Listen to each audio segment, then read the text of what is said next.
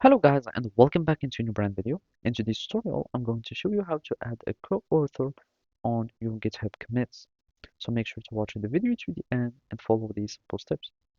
So basically, all you will be needing to do is just to add the email addresses or some uh, identifier like username or whatever onto your commit messages.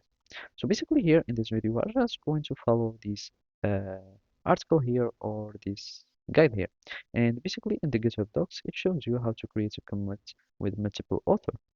And all you will be needing to do is to simply add the author name or their emails.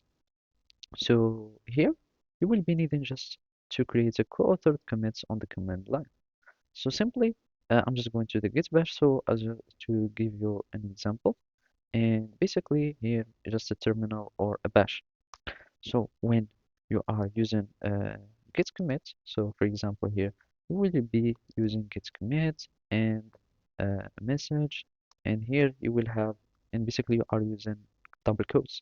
So here I'm just going to use uh, some changes or whatever the message was, and basically you would need to go to another line. So here all you will be needing to do is to type the names or the co-author as it's showing here. So we need just to use co-authored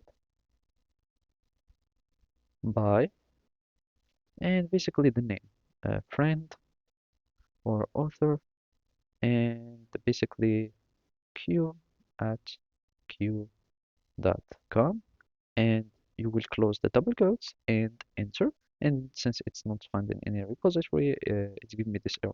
But simply by that, you will have added the additional information of the co-author into your commits, and basically that's it. So thank you for watching and see you next time.